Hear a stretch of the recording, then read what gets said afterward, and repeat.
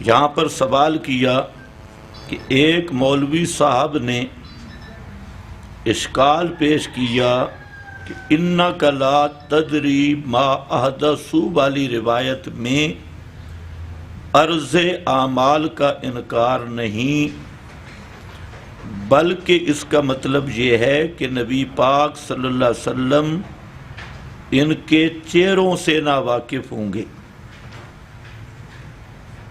حسر کے بارے میں لا تدری کے الفاظ ہیں۔ ماشاءاللہ یہ مولوی صاحب جو ہیں یہ جہالت میں ان کا مشبہ بھی تلاش کرنا مشکل ہے، کیونکہ آپ ذرا حدیث کے لفظ دیکھیں کہ قیامت کے دن نبی کریم صلی اللہ علیہ وسلم جب حوض کوثر پر ہوں گے تو آپ فرماتے ہیں کہ کچھ میرے امتی وہاں لائے جائیں گے جن کی علامتوں سے میں پہچانوں گا کہ یہ امتی ہیں،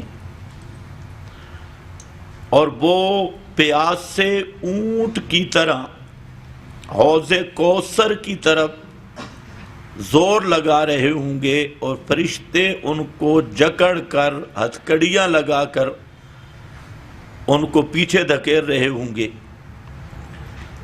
تو میں جب کہوں گا امتی امتی کہ یہ تو کوئی میرے امتی معلوم ہوتے ہیں، تو آگے سے فرشتے کہیں گے انک لا تدری ما احدثوا بعدک، کہ آپ کو نہیں پتا کہ آپ کی وفات کے بعد جو انہوں نے بدعتیں نکالی ہیں۔ تو یہاں کیا ہے؟ انک لا تدری ما احدثوا۔ حدیث میں یہ نہیں ہے کہ آپ ان کے چہروں کو نہیں پہچانتے، حدیث میں یہ ہے کہ آپ کی وفات کے بعد جو انہوں نے احدثوا بدعتیں نکالی ہیں ان کا آپ کو پتہ نہیں۔ تو جب آپ صلی اللہ علیہ وسلم یہ سنیں گے کہ یہ بدعتی ہیں تو آپ برات کا اعلان کر دیں گے اور فرمائیں گے سحقاً سحقاً لمن غیر بعدی، ان پر لعنت ہو جنہوں نے میرے بعد میرا دین کو بدلا اور تبدیلی کی، تحریف کی، ان کو جہنم میں ڈال دو۔ تو اب یہ حدیث کتنی واضح ہے کہ قیامت کے دن ان امتیوں کے اعمال کا آپ کو پتہ نہیں ہوگا، تب کہہ رہے ہوں گے امتی امتی، اور لفظ بھی ہے انک لا تدری ما احدثوا۔ اسی طرح